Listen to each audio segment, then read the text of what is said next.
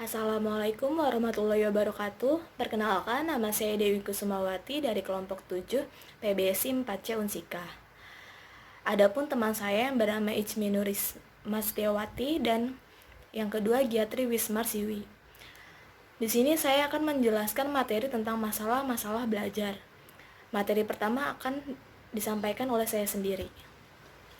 Masalah belajar adalah suatu kondisi tertentu yang dialami oleh siswa dan menghambat kelancaran proses yang dilakukan individu untuk memperoleh suatu perubahan tingkah laku yang baru secara keseluruhan. Masalah belajar tidak hanya dialami oleh murid-murid yang lambat saja, tetapi dapat dialami juga oleh murid-murid yang cerdas ataupun pandai.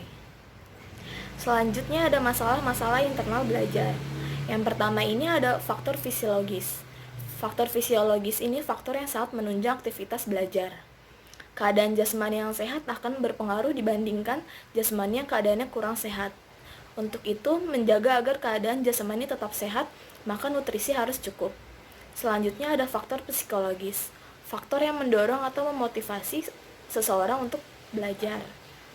Faktor tersebut meliputi yang pertama adanya keinginan untuk tahu, kedua untuk memperbaiki kegagalan, ketiga untuk mendapatkan rasa aman, dan yang terakhir untuk mendapatkan simpati dari orang lain. Sekian dari saya, selanjutnya pemaparan materi akan disampaikan oleh teman saya. Baik, selanjutnya di sini ada faktor-faktor eksternal dalam belajar. Faktor eksternal yaitu faktor dari luar diri anak yang ikut mempengaruhi belajar seorang anak. Antara lain itu berasal dari orang tua, sekolah, maupun lingkungan masyarakat. Yang pertama di sini ada faktor yang berasal dari orang tua, di mana utamanya adalah bagaimana cara mendidik orang tua terhadap anaknya. Dalam hal ini berarti orang tua harus melakukan kebiasaan-kebiasaan yang positif kepada anak untuk diteladani. Orang tua juga harus memperhatikan anak selama belajar, baik langsung maupun tidak langsung, dan memberikan arahan-arahan manakala melakukan tindakan yang kurang tertib si anaknya ini. Kemudian yang kedua ada faktor yang berasal dari sekolah. Faktor yang berasal dari sekolah dapat berasal dari guru mata pelajaran yang ditempuh ataupun metode yang diterapkan. Faktor guru banyak menjadi penyebab kegagalan belajar sang anak, yaitu yang menyangkut kepribadian guru serta kemampuan mengajar terhadap mata pelajaran tersebut, karena kebanyakan anak memusatkan perhatiannya kepada yang diminatinya saja, sehingga mengakibatkan nilai yang diperolehnya tidak sesuai dengan apa yang diharapkan. Adapun juga keterampilan, kemampuan, dan kemauan belajar anak tidak dapat dilepaskan dari pengaruh atau ikut campur tangan orang lain. Oleh karena itu, tugas guru untuk membimbing anak dalam belajar. Kemudian yang ketiga ada faktor yang berasal dari masyarakat. Faktor masyarakat sangat kuat pengaruhnya terhadap pendidikan anak. Pengaruh masyarakat bahkan sulit dikendalikan. Mendukung atau tidak mendukungnya perkembangan anak, masyarakat juga ikut mempengaruhi. Baik, selanjutnya, selain beberapa faktor eksternal di atas, faktor yang mempengaruhi hasil belajar dapat disebutkan sebagai berikut. Yang pertama, ada minat. Seseorang yang tidak berminat mempelajari sesuatu tidak akan berhasil dengan baik. Tetapi, kalau seseorang memiliki minat, maka dapat diharapkan hasilnya baik. Yang kedua, ada kecerdasan. Kecerdasan memegang peran penting dalam menentukan berhasil atau tidaknya seseorang.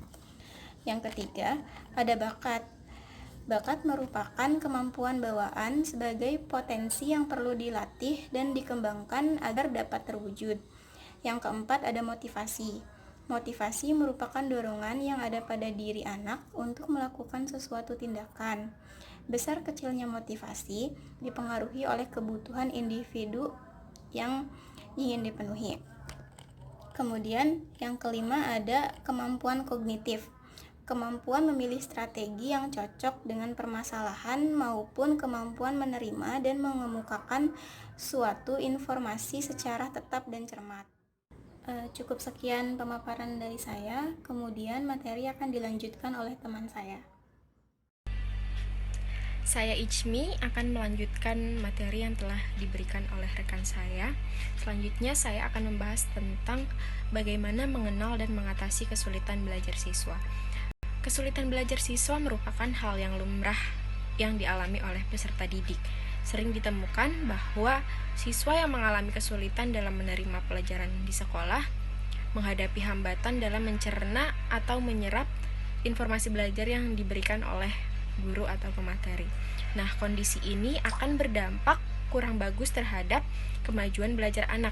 Oleh sebab itu, perlu diupayakan pemecahan masalah baik oleh guru di sekolah maupun oleh orang tuanya di rumah.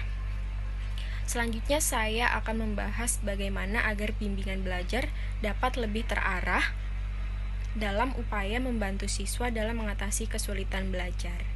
Nah, ada 5 langkah-langkah ya. Yang pertama yaitu identifikasi, yaitu suatu kegiatan yang diarahkan untuk menemukan siswa yang mengalami kesulitan belajar.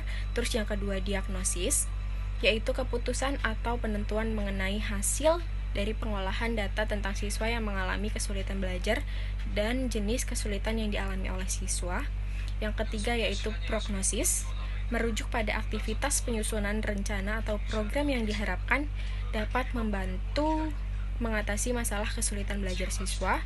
Yang keempat yaitu terapi atau pemberian bantuan kepada anak yang mengalami kesulitan belajar sesuai dengan program yang telah disusun pada tahap prognosis tadi. Dan yang kelima yaitu proses tindak lanjut atau follow up, yaitu mengetahui keberhasilan bantuan yang telah diberikan kepada siswa tersebut. Demikian yang dapat kami sampaikan. Kurang lebihnya mohon maaf. Wassalamualaikum warahmatullahi wabarakatuh.